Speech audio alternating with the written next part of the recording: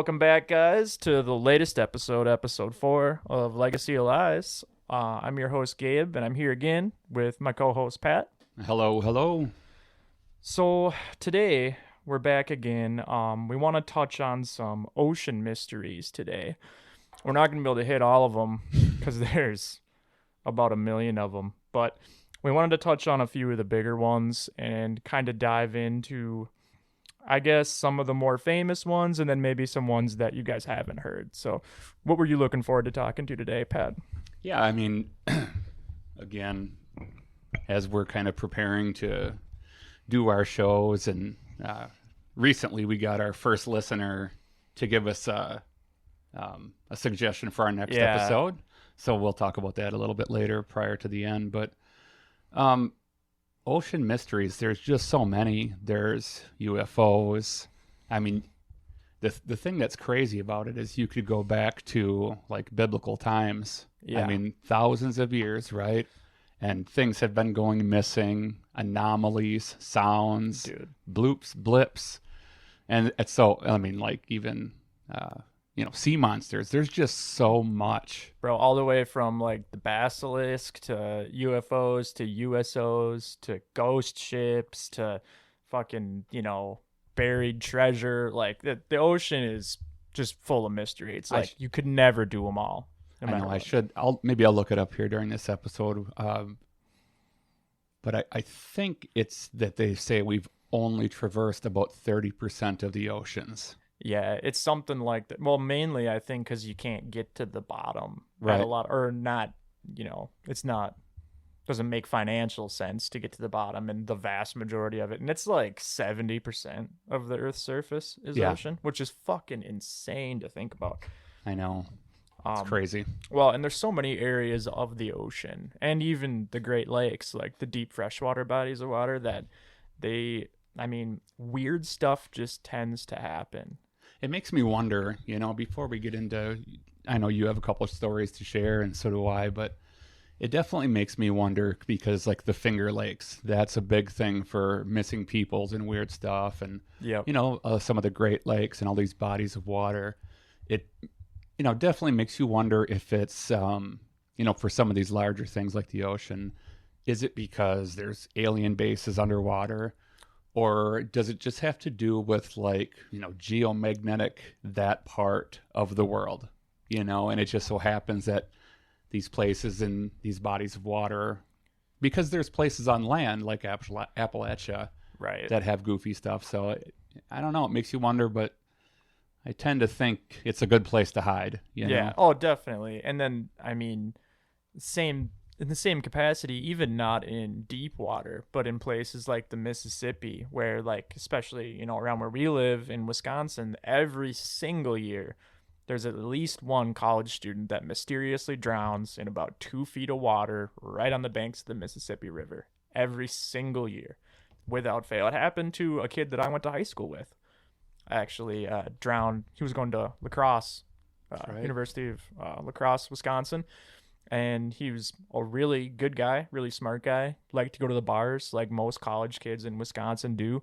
And basically just washed up dead. His friends and I think family were there looking for him because he was out all night and nobody could find him. They called his parents and they were all out looking, and they found him at like 9 a.m, face down in like 2 feet of water. That's crazy. It was like 200 yards from the bar he was drinking at and like 400 yards from his apartment, which is unreal. So then that goes into like, people talk about the smiley face killer. I'm sure you've heard that, where, that is maybe one conspiracy where I don't buy in, but for those of you that don't know what the smiley face killer is, basically it revolves around in the Midwest along rivers, lakes, usually the Mississippi or the Ohio River Valley, college students, essentially that, being found dead in water, in shallow water where they shouldn't have died. In some cases, not even having alcohol in their system, which is weird. And then basically finding like smiley faces or little smiley figures on like a bridge or a tree or somewhere around where the body's found. So people formulated that maybe there's a smiley face killer that's going around and taking a certain type of college kid, because it was mostly kids between like 18 and 25. Yeah. And it's been happening for like 40 years in the Midwest. Well, there's definitely no shortage of serial killers. So. Oh, not in Wisconsin for sure. Dahmer, Geen, there's been quite a few. Yeah. But yeah, I think there's just something that kind of rolls into what I want to talk about, just about water in general that's mystical in a way. Yeah. And I don't know how else to describe it other than, I mean, even you look at a picture like what we got on the wall and you just get a certain feeling around water that people don't get around land. And maybe that's baked into our DNA or baked into, you know, us as human beings. But I think it just has a certain level of mystery built into it. And because you don't know what's under it. Yeah, that's a big part of it. I mean, scientifically, you know, you could think of the energy, you know, how energy is conducted through water. And so if you have energy that, you know, not normal electrical energy that we're used to, but if you have some sort of alien energy mixed in water, maybe it does make people feel funny. You know, maybe that's part of it. Or the magnetism thing. A lot of people talk about, you know, the compass not working in an area next to a mysterious lake or out on the ocean where they're navigating. And I think we can roll that right into the first ocean mystery that I want to talk about. Good segue. Yeah. So I wanted to touch on a couple mysteries of the Bermuda Triangle. And I know this is like almost a trope at this point because everybody's done the Bermuda Triangle, right? Every conspiracy mystery podcast has done it. And we're going to talk about some of the main ones, but I also have one that not a ton of people in my orbit have actually heard of. So I wanted to go through it, and I know I didn't send you the second one, so I kind of want to get your reaction on that because I don't think you've heard the story before. So, but before you get started, when you talked about like the Bermuda Triangle stories and everybody's done them, But I'll tell you what, for anybody who's listening, if you listen to the story, it doesn't matter how many times you hear them.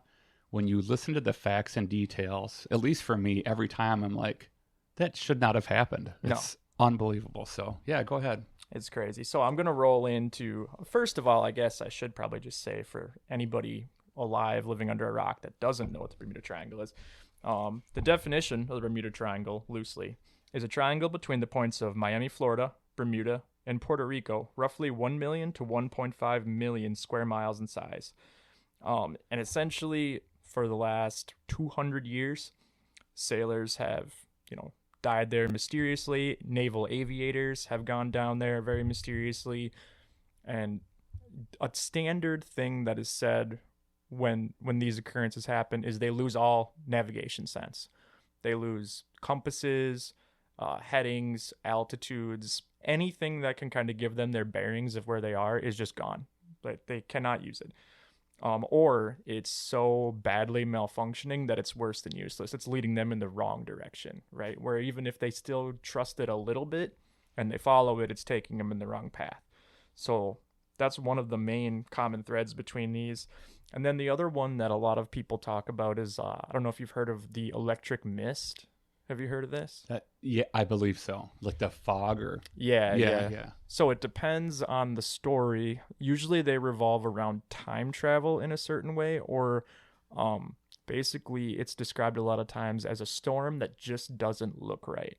So they're flying into it, and a lot of these people are pilots, you know, sailors, and they've seen 1,000 of these storms in this area. And the only way they can really describe it is that it just doesn't look normal. And there's a couple of quotes later that line up with that in some of these stories where they don't even have the words of how to say it. They just know it's not right. There's a lot of lightning. It kind of creates almost a tunnel or a vortex when they're flying or sailing into it. And they come out the other side and, you know, they're terrified, obviously, going through it. They come out the other side, they get to port, and they realize they were supposed to come into port, you know, say May 22nd, and they get there on May 19th. 3 days early for no reason, and they have 25,000 gallons of extra diesel on board that shouldn't be there, right? That's awesome. I mean, that stuff's just, I love that. There's tons of those stories, which there's actually a guy down in Australia that had something similar, but there's something to that, and the Bermuda Triangle is really well known for the electric mist phenomena. But this first one I want to talk about, which I'm guessing you've heard of this, is Flight 19. Yeah. Are you familiar? Yeah. So This happened on December 5th, 1945. It started with 5 General Motors TBM Avenger torpedo bombers getting lost. They were on routine training, kind of patrol. It was actually a navigational exercise that they were doing for their training at Naval Station Fort Lauderdale. Basically, they went out and there were several planes, and they were all captained by, what is his name? Lieutenant Charles Taylor. And this guy had like 2,500 flight hours, which for a guy that's, relatively young in the Navy, that's a ton of flight hours. Right. Like a lot of these guys maybe in training have like 500, 600 hours. And that's why he was the captain. He had thousands and thousands of flight hours. And he actually did a combat tour in the Pacific, because if you look at the date, this is right after World War II, like right at the tail end of World War II. So a lot of these guys came from navigating in wartime. They're really good at it. Right. There's the best way to learn how to navigate probably is when you're getting shot at. Yeah. I would assume like you have to get out of there. So, but that kind of leads me into what's crazy about this is just that a lot of these people had a lot of experience, but so they were out doing this navigational exercise, and they got turned around and they decided to basically call it. They're going to head back, right? Well, they're heading back, and these waypoints that they're supposed to be seeing just aren't showing up. They can't find them. There was an island they were looking out for. They don't see it. They change direction 3 or 4 times, and then they realize that none of their instruments are pointing in the same direction. They kind of get together and they realize that their instrumentation isn't working at all. So then some of the younger guys start to panic. And even the captain of the flight at a certain point starts to panic. And wasn't like, not to interrupt, but their comms with like, their base, at this point, were they completely gone, or because I thought they were going in and out and in and out? So earlier on in this, they were still able to be heard. Okay. They were getting picked up from the Naval Air Station Fort Lauderdale, and I believe one other Southern Florida air base was picking them up, but it was kind of crackling in and out. And the whole while this is going, they're trying to figure out, back on base where these people are. They're trying to coordinate and get a good sense, and they're telling these guys to give them waypoints, give them something, but they can't see anything. And I mean, the weather wasn't horrible, but it also wasn't good. So you could kind of say maybe that played a role. But a lot of these guys had done this flight dozens, hundreds of times. I mean, they were stationed there for training, so this isn't like it was their first time going out and hitting the ocean for a nav exercise. So, but essentially all of these guys that were stationed at this base, it was common knowledge that if you got lost anywhere out on this flight, or anywhere off the coast of Florida, point yourself due west and head back. You'll hit land. That was always the protocol. That's always what they had done. And of course, that's what this guy was going to try to do because he had a bunch of experience. He knew what he was doing. He tries to point them due west, but he gets to the point right around midway through where he doesn't believe the west on his compass is actually west, which is what blows my mind. That's crazy. And it's another one of those instances of the triangle kind of fucking with people, because whether you believe it's supernatural or just, there's a bunch of magnetic rocks in the ocean there or whatever, this guy's a very experienced pilot, and he is so distrustful of his own instrumentation at this point that he's trying to point his plane west. His compass is telling him he's going west, and he refuses to believe it. He's going to fly due east. Yeah, even with with as many flight hours as this guy has, I mean he's trained not only to go by his instrumentation, and even in bad weather still be able to navigate the sky Right. to a certain point. So that's a big statement, bigger than you would and for me it's a lot bigger than that. Like this guy, he's a professional. Right. And some of the kind of extrapolation, or what skeptics want to say, is he was so experienced that because the flight wasn't basically showing him what he was used to seeing, is why he didn't trust his instruments. Mm-hmm. But you can hear actually them arguing about the instruments not aligning during the flight. So it really doesn't hold water because, I mean, there's no legitimate reason why their compasses would not be pointing in the same direction amongst the flight wing. I could see if maybe one guy's broke, but there's multiple different planes that are all having navigational issues. So pretty crazy. But yeah, they thought they were flying towards the coast, and then at a certain point they lose all communication. The last radio message is from Captain Charles, and this freaks me out. And gets back to what I was talking about earlier. His last radio message was, "We don't know which way is west. Everything looks wrong. Even the ocean doesn't look as it should." Mac, what do you think say you're sitting back at command control and to hear that? I mean, you're talking to an experienced pilot. I mean, granted, they're probably young men. Right. But mid-20s, early 30s. The captain, I believe, was in his early 30s. Back then, mid-20s, early 30s, they were more like a 50-year-old today for maturity. But, these guys just got done fighting a war, so yeah, you're not wrong. Right, these are men, Yeah, even the ocean does look, that's chilling. That's creepy. And you wouldn't, this is where I think a lot of the nitpicking on the story falls apart, in my opinion, is that these weren't all rookie pilots. They had done this so many times. And for them to be just saying the instruments aren't working, this doesn't look right, something's off. We obviously have tons of stories from the past about experienced pilots getting disoriented, but this was such an easy navigational flight. For somebody in this flight should have been able to pull their head out and figure it out if it was something normal going wrong, like they made a bad navigational turn or something. So talking back about what they were thinking on base, well, I can tell you they thought they needed to send out a rescue flight. So they sent out a PBM Catalina scout plane was dispatched to look for survivors. There was 13 souls on board when the PBY Catalina scout left, and you want to guess how many of those 13 made it back alive? Well, I know. 0. That plane went missing. Well, yeah. That is the last part of that story where this plane goes down is what really seals it for me that something happened. Yeah.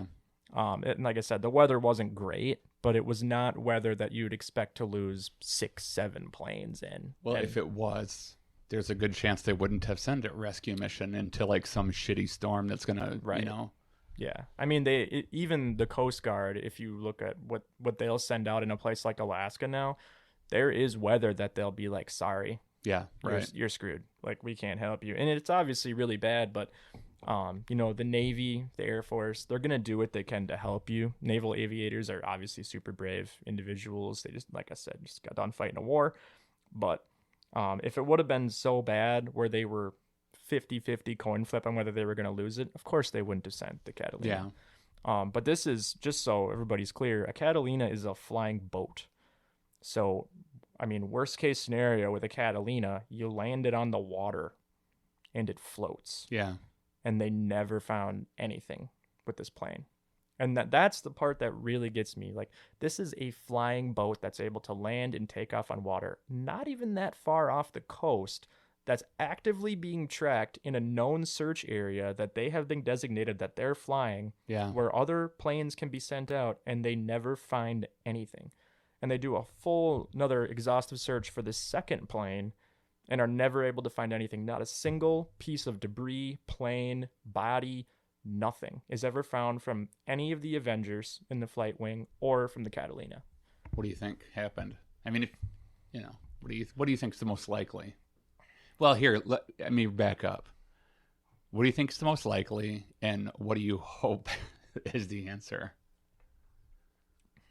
Maybe a little bit different than you're thinking. What I think happened, I think it was some electric fog nonsense. And I don't know what that is. I don't have a good answer to tell people about what that is. But if I had to guess, with how many people have seen it, how many stories have come up about this over the years, I don't know whether it's time travel or if it's a dimensional thing or where these planes go or where they end up. But, the ocean's a really big place, granted.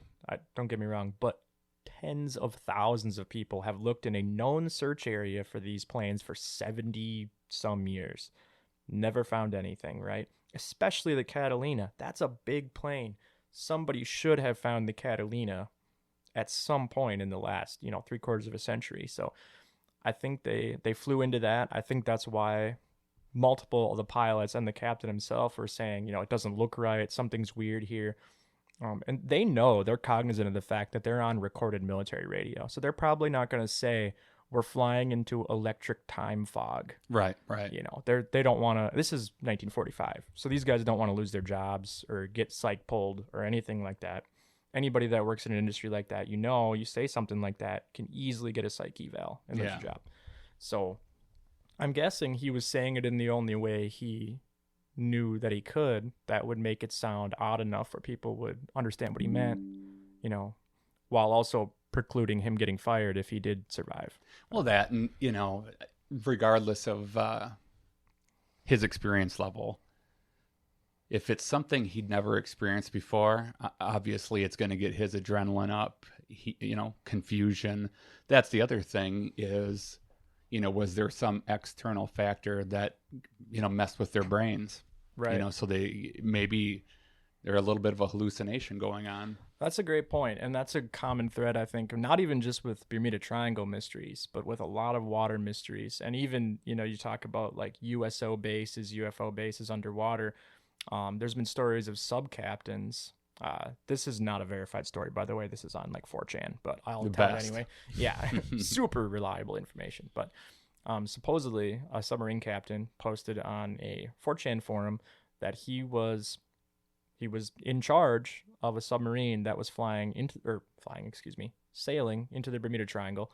And he was under orders to check out what was essentially it was an alien base that's creating UFOs, but it's underwater. So the base itself is a USO. It's floating, but it's what's building these drones that fly around. Yeah. And this was right around the time that the drone flap was happening in New Jersey. It's a year or two ago now, whatever that was. And basically what happened is when he got within, I think it was a nautical mile of where the coordinates were marked for this thing, he got a message in his brain that the whole crew did that said, "Turn around now or you will be destroyed." And they kept going, and they got, a half mile closer, and they got it again, and they literally disobeyed orders and turned around and moved the sub. And apparently another sub that had been on that same mission, that was, and this is where it kind of gets weird, it's supposedly like a CIA sub. Who knows if the CIA has subs, but supposedly another sub was lost at sea, doing a similar thing decades ago. And I think it was like USS Scorpion. It was one of the ones that actually was lost at sea, but it's disputed how it was lost. Yeah.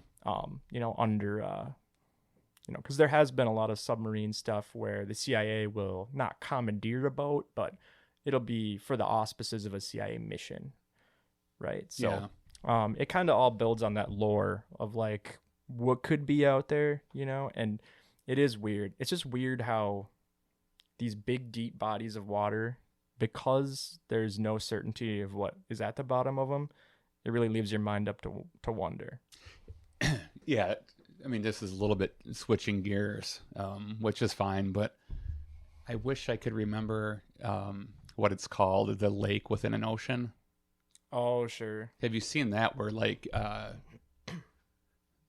it's like one of those little subs, but it's like a guy who goes out and like a little submersible kind of thing? Or? Yeah, like a submersible, but I think it's like this is for like serious exploration, right? Oh, sure. Like the one that imploded. Yeah. Similar deal. Yeah, something like that. I gotcha. But they have different names, but yeah, I don't know what it is, but like, yeah. So I can't remember if it was just like, I might have heard multiple stories, but like, say this big ring, and they can see, they're in the ocean, but they could see what looks like a lake with like, an edge. Yeah. And they try to submerge their submersible, and they can't go in. So that's creepy. When you say, I have not heard this story exactly. So when you say they can't go in, it just refuses to let them enter. It's like too dense. Weird. Yeah. So like it's still water, and maybe it's the difference between ocean water and fresh water. Sure, I don't salinity know. difference or whatever. Yeah. But yeah, it won't let them in. That's weird. That is weird. And I mean, some of that stuff is real because you look at Mhm. like a river delta, like the Mississippi River Delta, where it comes into the Gulf, uh, or even like the St. Croix River, Mississippi River, where they come together. You can clearly see the water does not want to mix. Yeah. Anybody that lives next to, where a river joins an ocean or a river joins another river, they do not want to mix. You can see the difference even probably a half mile down from where the Yeah. rivers join. It's kind of weird. It's strange how water just wants to stay together. Yeah, yeah, and with the Mississippi and the St. Croix, it's because one is extremely dirty. Yeah, yeah. That makes it easy for people like us to tell. One is brown, one is blue, but it is strange. And I mean, there's so much more about the ocean to, you talk about like stuff. I mean, we don't have to go super deep into this, but I mean, I'm sure you've heard all the Titanic stories, right? Oh yeah. Yeah. A lot, anyway. I mean, and there's about a million different ways you can go with the Titanic, whether you think it was an inside job, it was planned by the bankers to take out the good bankers that wanted to stop the Federal Reserve System, the whole Jekyll Island thing. There's a million ways to go with it. But, I mean, that just perfectly sums up the lore of the ocean, that a supposedly unsinkable ship that had just launched immediately hits an iceberg and sinks.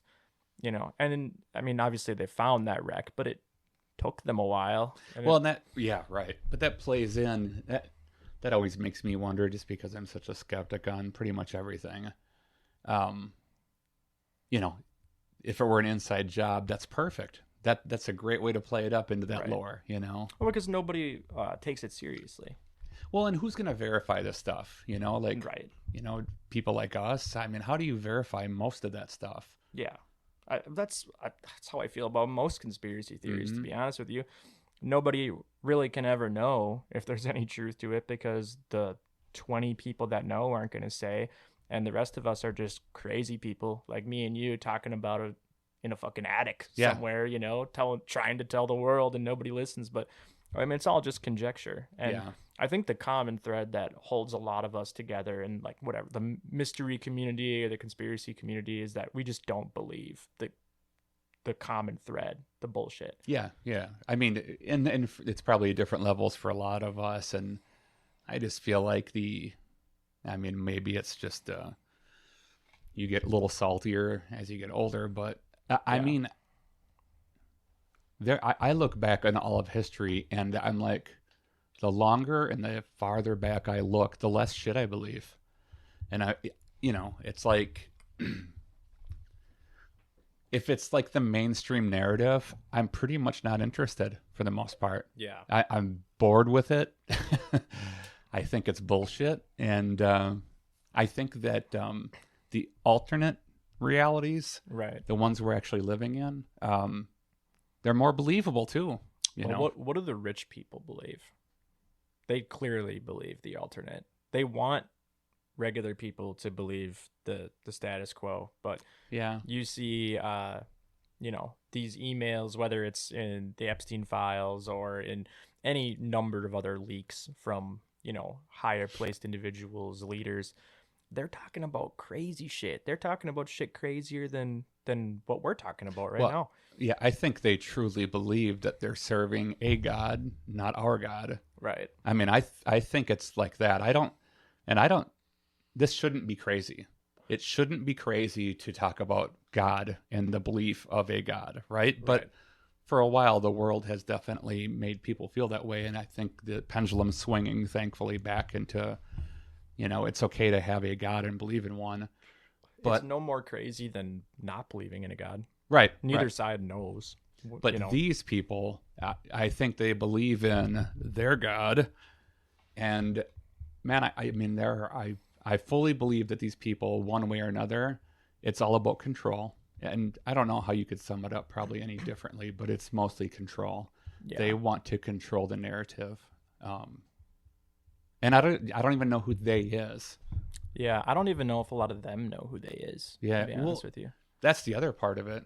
And we're way off track, but who cares, right? Yeah. That's the other part, is I think there are a lot of people who are playing the game that have no idea. Oh, for sure. They have a handler, just like the CIA operates, right? Everything is siloed. warehoused, and you only know what you need to know, and the person above you only knows what they need to know, and the person above them, and it's like a pyramid of control. And there's a very small amount of people at the top that actually know what's going on, and they have a lot of incentive for the people below them to not know what's going on, right? And maybe some of these people, or even a majority of them, think that they're operating for just means, that they're doing the right thing. Yeah, right. I honestly feel like a lot of people in the CIA are operating that way. Yeah. I feel like a lot of them are patriots. They're good Americans. They want to help. They're not all bad. They just don't know who's in control of them and what their goals are. And it's really easy to sell somebody on a goal that's not their own if they think they're doing it for their country or their fellow American or what have you. Yeah, I think unfortunately, most branches of the government, I mean, I'd say the same thing about the FBI, and maybe even more so, or more evident to me, Right. that they believe, that they're doing America's mission. But, the results, the fruit, would say differently. Yeah, it's not borne out. Yeah. As what they're getting to. But we'll go back. I can wrap up the Flight 19 mystery here, get us back on track. So basically 27 naval aviators lost in total. There's 14 from Flight 19. It was 2 each and 7 planes in Flight 19. And then there was an additional 13 on the PBY Catalina Scout. That is so crazy. Yeah, so 27 people, man. That's all lost at sea with no idea really within like a matter of 8 or 12 hours, wasn't it? I mean, it was within the same night. Yeah, they sent out, I don't know the exact time. It was 1800 actually. I do have it down here. So they sent it out at 6 p.m. and was lost within a couple hours. And they sent out a massive search party after them and couldn't find anybody. They sent out more flying boats, and yeah, it was crazy. But the Navy originally, after this whole thing started to blow over a little bit, they basically tried to pin the whole thing on Captain Taylor. They said it was navigational error, lack of experience, all this stuff. But then some of his fellow officers, captains, started to kind of poke holes in that story, like talking about, he had all this experience. It's a route he had done several times.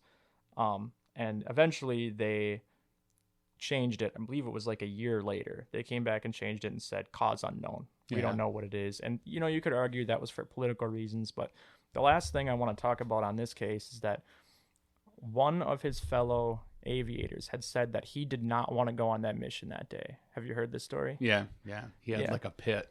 Yeah, he just said he had a pit in his stomach, and he said he didn't feel like he wanted to fly that day. And basically they coerced him into it because they told him you'll get psyched out. Like they will give you an eval and you'll lose your wings, basically.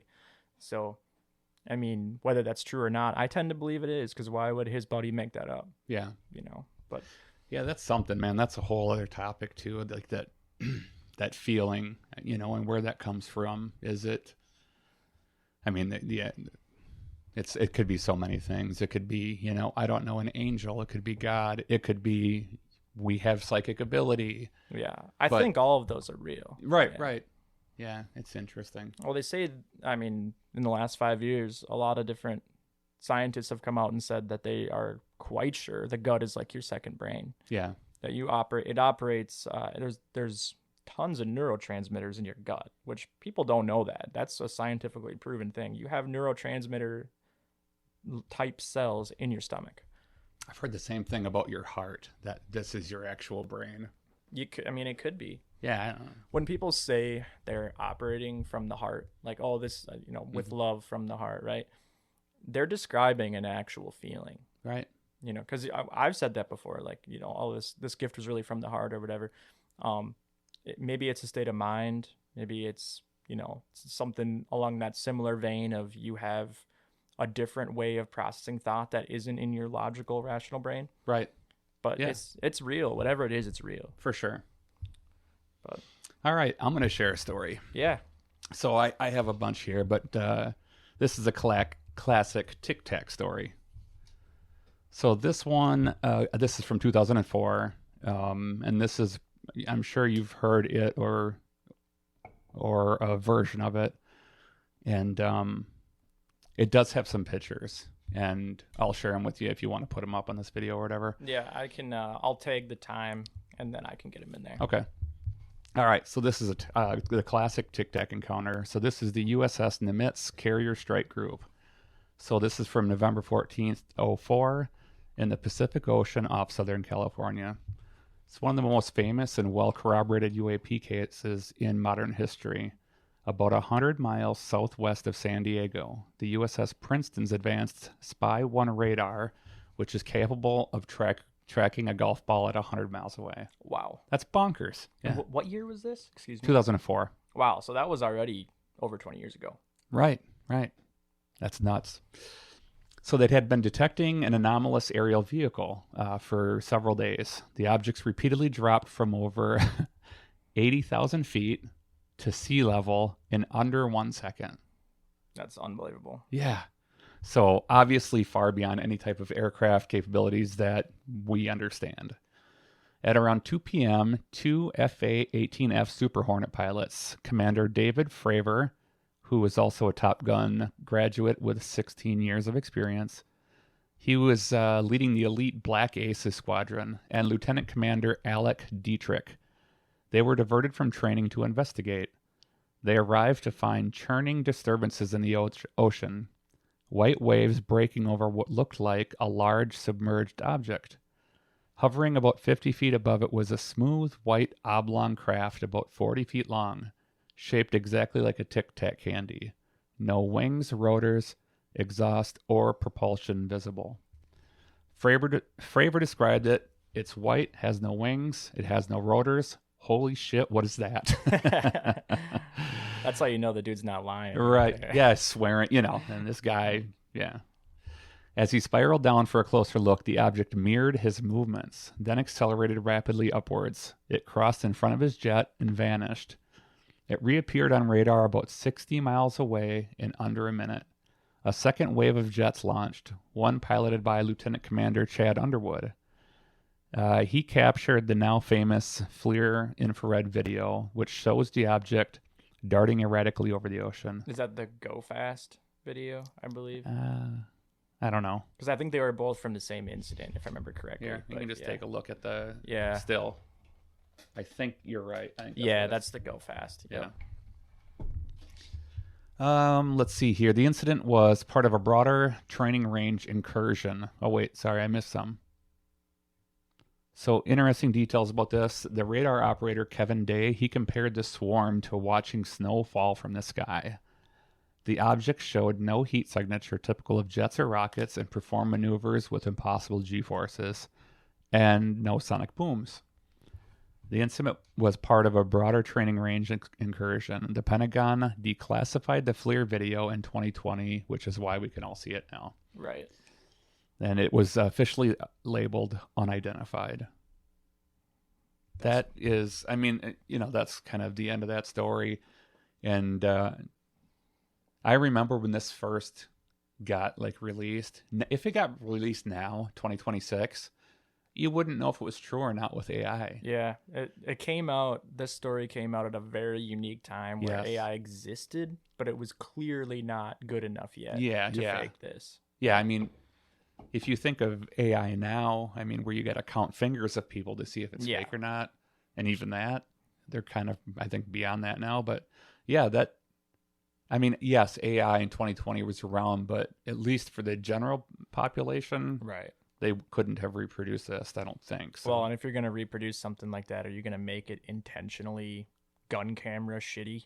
Right. Yeah. Are you going to want to release something clear? I don't know. Maybe they are. Maybe that was their plan. But so it sounds like from what the radar operator said that in the original incident there was more than one of these. Yeah. That's crazy because I don't think a lot of people know that part of the story.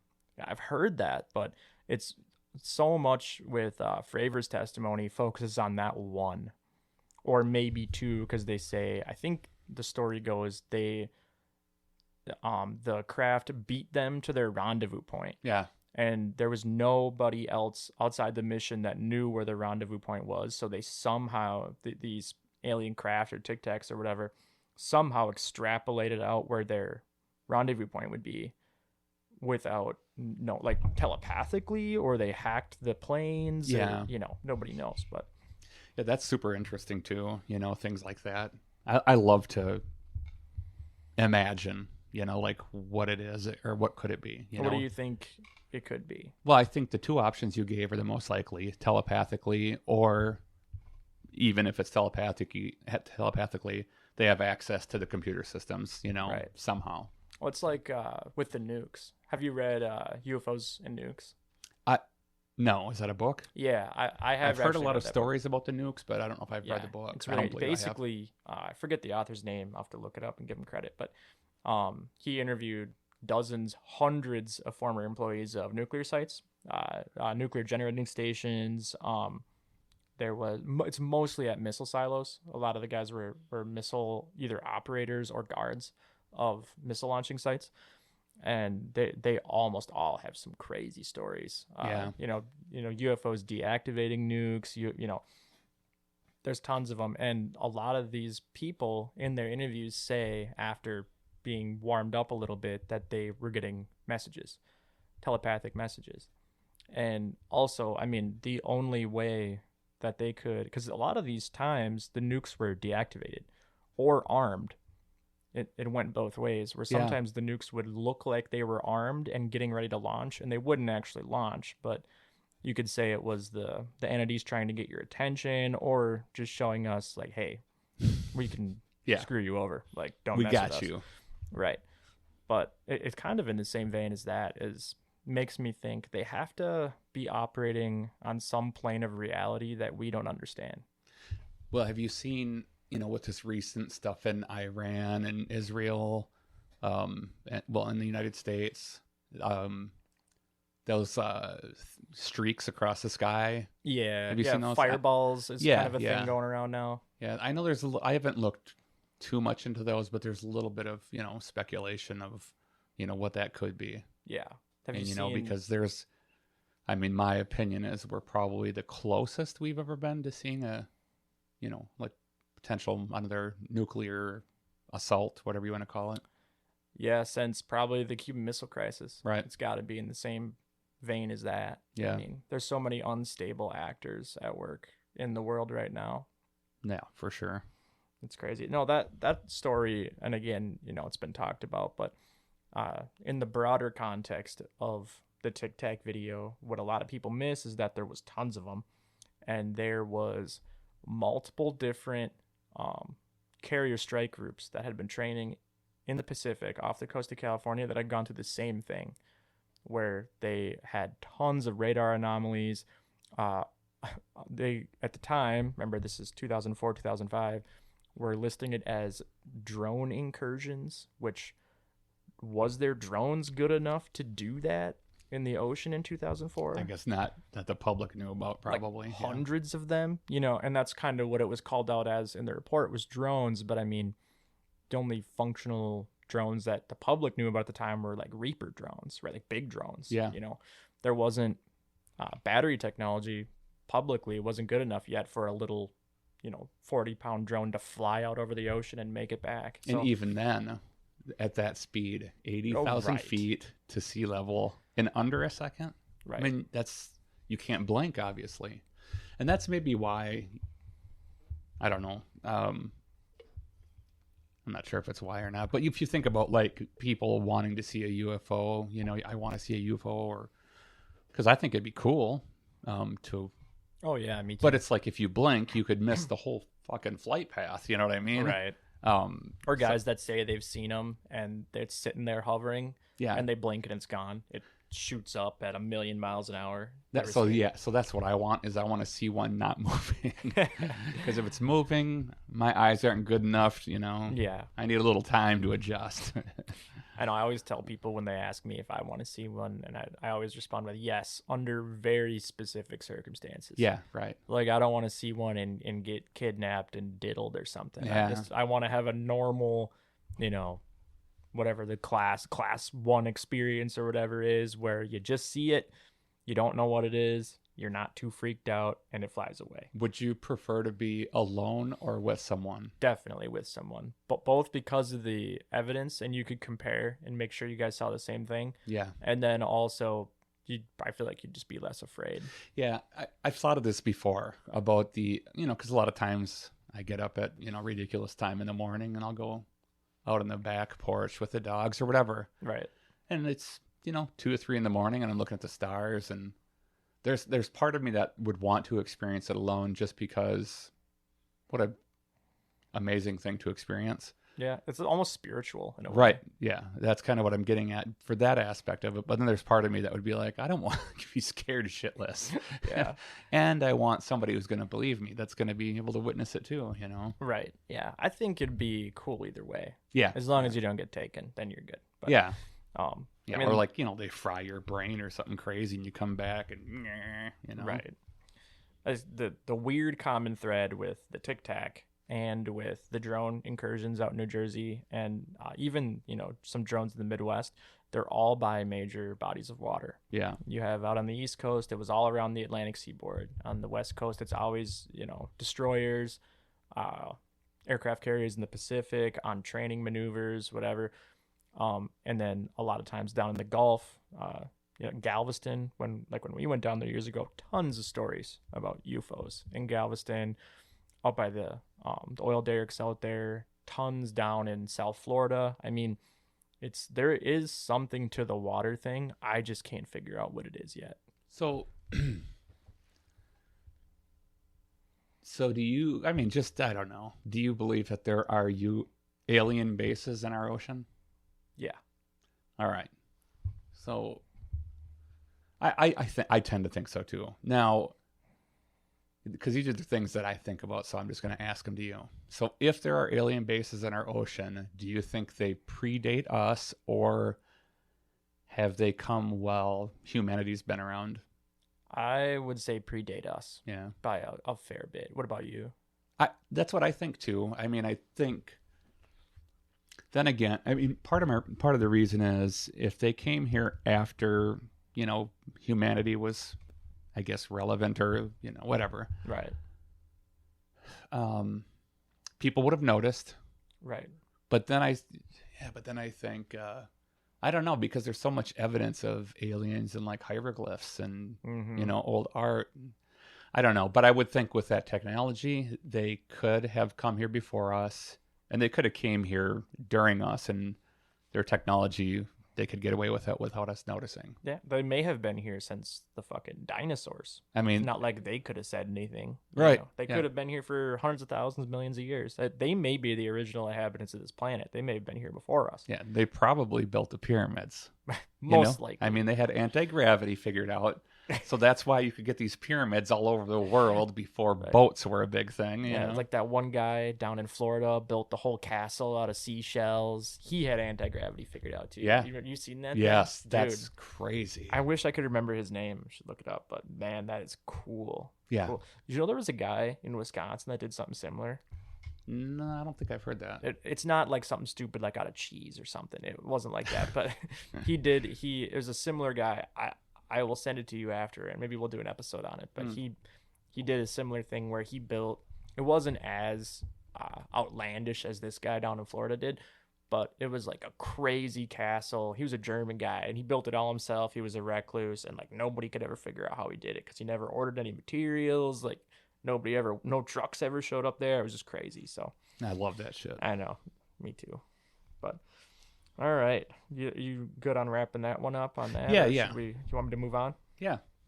So I've got two more, and I can be a little quicker with this one. But have you ever heard of the disappearance of Star Tiger and Star Ariel? No. I didn't think so. And I have only heard this story maybe once. And this is a really cool Bermuda Triangle story. It's very simple, but it's only 3 years after Flight 19. And it's in the same area. So I'll start with just explaining what these are. So Star Tiger and Star Ariel are both British aircraft flying for British South American Airways. So it's an affiliate of British Airways, their South American branch. They're passenger planes. They're really early commercial aviation flights, right? So like, late 40s. They're just getting into flying commercial passengers. Like this is post World War II, after they made tons of progress in flight. And it's two separate planes, almost exactly a year apart. So Star Tiger, that disappearance starts on the night of January 30th, 1948. There was 31 passengers and crew on board, and the plane was an Avro two-door IV. I'm not sure if that's sixth or it's a later model Avro two-door, and it was expected to arrive at dawn on January 31st, 1948. There was no distress calls made. Perfectly clear conditions, absolutely no weather whatsoever. Calm seas, maximum visibility, nothing. And then it was en route to Bermuda from the Azores. You know where the Azores are? Mm-hmm. It's kind of off the coast of Europe. Yep. So it's a long flight, right? But it was lost completely without a trace that night. So the night of, it would have been the morning of January 31st, it was lost. And there was a huge investigation into this, and nobody, BSAA, the U.S. Coast Guard, nobody could figure out a cause, because there was absolutely zero weather. They did not make a distress call at all. There was no reasoning why this could have happened, right? But if it's just one, you could write that off. Mm-hmm. Like this is, they ran out of fuel, their radio went down, they lost navigation, whatever. That happens in aviation a lot. But Star Aerial, which was a sister plane, the exact same plane, almost exactly 1 year after Star Tiger, same exact aircraft type, very similar route. This one was flying from Bermuda to Kingston, Jamaica. So it disappeared in that same corridor. There was 20 souls on board. Weather, again, was perfectly clear and mild. Almost all communications almost all communications were routine up until the flight disappeared. So the very last radio call that was made, and this was the night of January 17th, 1949, so like 355 days later, the last radio call that was made was just a simple notice of an altitude change. It was super routine, just said, hey, the nearest tower, they called in, said they were changing altitude. They went down a couple thousand feet, and then nothing. Completely disappeared. Again, for the second time, teams completely scoured the area for days. They found no trace of plane or passengers or an oil slick or fuel or a wing or nothing. They didn't find a single thing.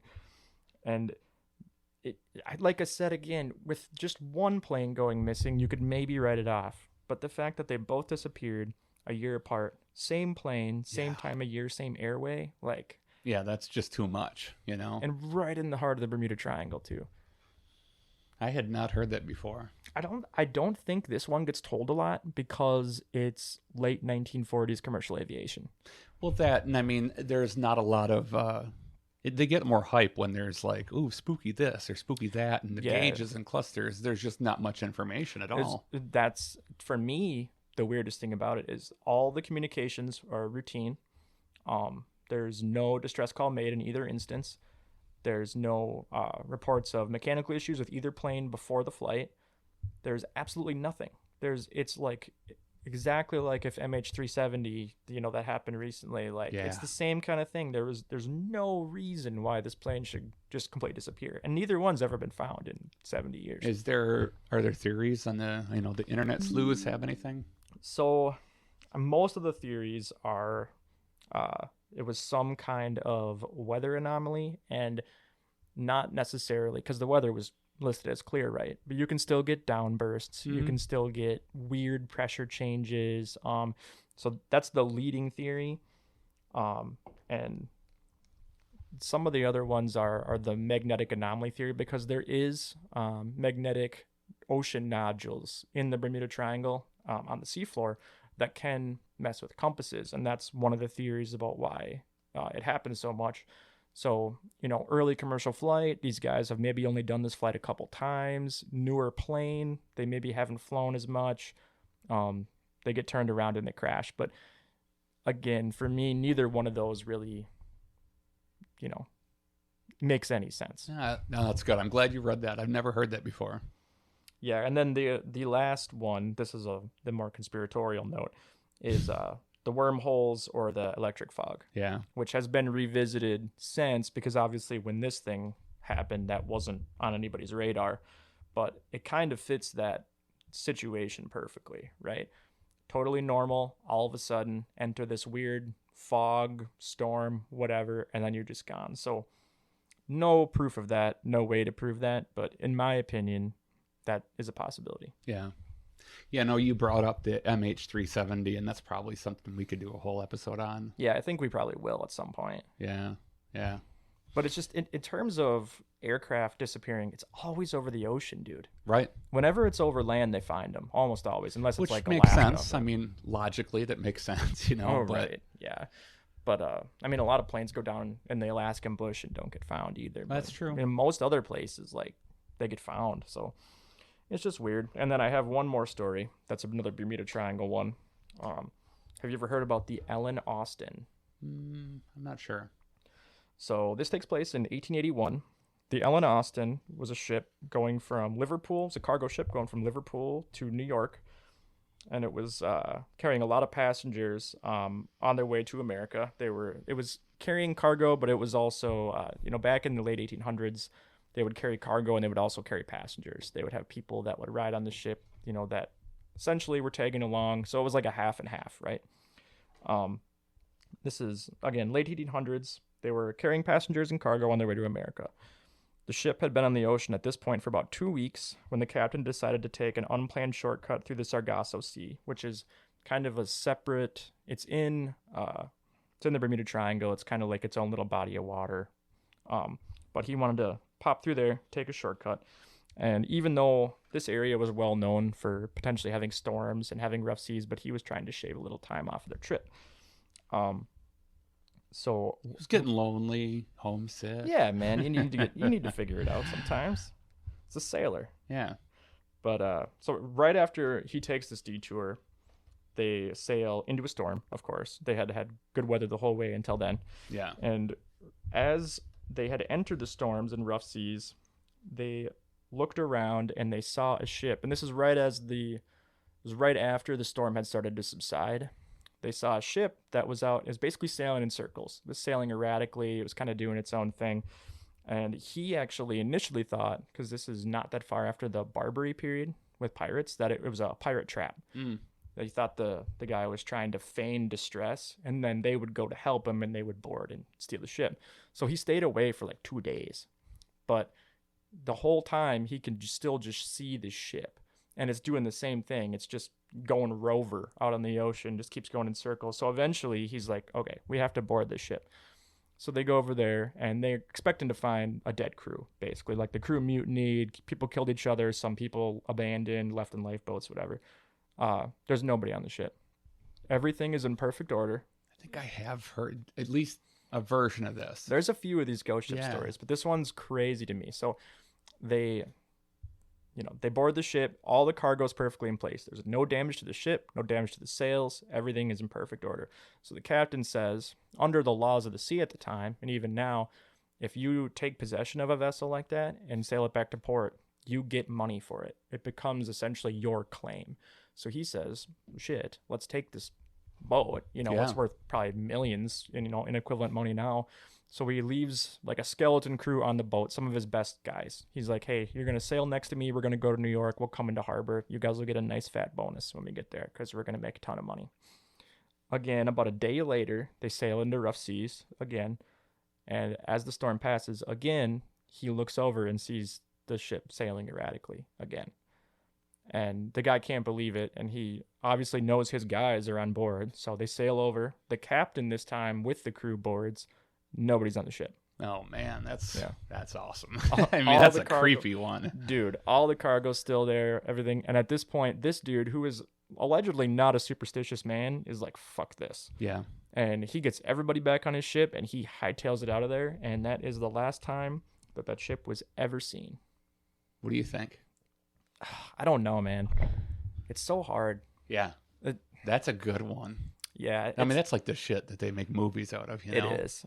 The ghost ship stories, and especially the ones in the Bermuda Triangle, are really cool. But this one, I tried to do some more digging on it, and there's actually not a ton of information. Some people suspect originally it was foul play, even though there was no evidence of that.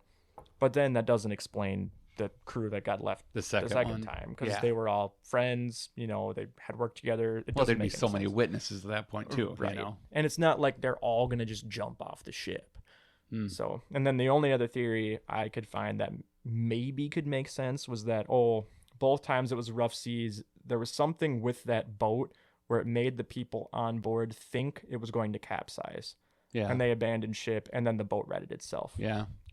That one, if you're looking for a rational explanation, it's probably the only one that makes any sense. Right. In my opinion. But when I found this story, I was like, this is another one that I just don't think a lot of people have heard about the Bermuda Triangle. No, yeah, it's a good one. There's like 2 or 3 Bermuda ones that get all the press, man.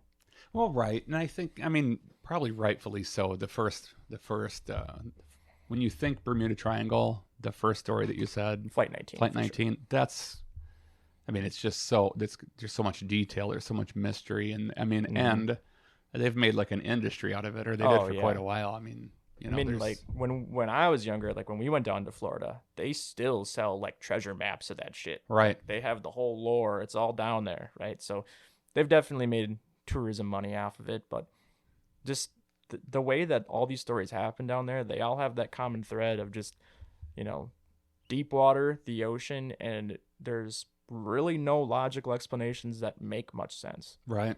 Because Flight 19, take that, one of those planes should have made it out of there. Oh, yeah. And they supposedly, in that story, I don't know if I mentioned this, they should have had enough fuel to fly for like 6 more hours. Yeah. Like, there was no reason why they should have ditched when they ditched. Yeah, that's nuts. Right. I mean, it always makes it so much more like the story's wild enough. And then when you hear the rescue plane suffer the same fate, in similar circumstances, it's nuts. And there's been dozens more since then. And we like we said at the beginning, you could do a 5-hour episode on the Bermuda Triangle. Yeah. You could do just on the Bermuda Triangle. You could do a 5-hour episode on USOs in the ocean, right? We can only cover so much. I almost think we may make this like a series. We could easily. And we come back to oceans more often. There's plenty to talk about. I mean, and like, I think oceans and aviation, they definitely go hand in hand. Yeah. Because, I think I'd be really excited to MH370. Like there is so much there, especially with the video footage that they will not deny. Right. I don't know if people are, like nobody's denying that it's real, that it was a leak. Right. And that's some creepy shit, like the 3 little orbs and then blip. Yep. And I was talking to one of our listeners about that video today, and we have to do that one as its own episode. I think. There's so much. It's if we tried to do that as like a mini story inside one of these mystery episodes, I don't think it would do justice to that story. So we and I think we did talk about that a little bit just for the listeners. We're kind of gonna bounce around and do different kinds of stuff. We don't really have a specific niche that we do. We love mysteries. We like UFOs. We have ADHD. Yeah. Currently unmedicated. No, but we're not gonna get pigeonholed into doing one thing or we're only gonna do UFOs. I like too much other shit. Yeah. To not do stuff like this. There's plenty. Yeah. There's so many mysteries in the world. Right. And you're doing a disservice to whole communities of people that this is their big thing. And I think what we're going after is we're trying to do this podcast for the people that are just getting interested. This isn't real deep dive stuff. This is a lot of just like having a fun conversation about cool stuff and hoping to get people interested in this stuff because it's where everybody starts, right? Yeah. And I think, kind of the idea is we just like to tell cool stories. Right. And quite honestly, it should be enough to get you to do your own looking, like exactly. We're not the news, we don't know all the details. We like to tell stories and bounce them off each other, and hopefully it gets you interested enough to do a little bit more, and then give us some ideas. For sure. We have. Did you want to talk about that? We got a request from someone. So yeah, we did kind of have a request. I was talking to a couple different people that had listened to the podcast this week, but kind of got a couple common ideas bounced around to do some stories about giants. Yeah. And we really want to touch on that. So our next episode is going to definitely be about giants. We're not going to keep it to only one region. We're going to probably talk about the Kandahar giant in the Middle East. We're gonna Have to. Yeah. Yeah, you can't touch that and not do that story. We'll probably do, there's tons of stories about giants in Appalachia. And I think I told you this too. I cannot find this podcast where I heard the story, and it's really pissing me off. But I'm trying to find it for somebody, and it was, my Spotify was just on like play the other day, and was kind of just spitting out random stuff. And like, of course, my algorithm is all conspiracy theories. Yeah. And there was a guy talking about, he lived in Appalachia during the flooding. It was a couple years ago now, or last year, that the floods were really bad. And apparently his story was that the reason that FEMA was shutting down all these roads and wasn't letting rescuers in and all this stuff was because giant bodies kept washing up in the hills of Appalachia. So I really want to do some digging on that and see if I can pin that down. I looked for like an hour yesterday and I could not find the episode. Oh, it's been scrubbed off the internet. Probably, yeah. Well, it's probably tied to one of our previous episodes about national parks and. Oh man, well, there's so many out there. That's the thing. Like they're combined, but we definitely want to talk about giants. So that's going to be next week's.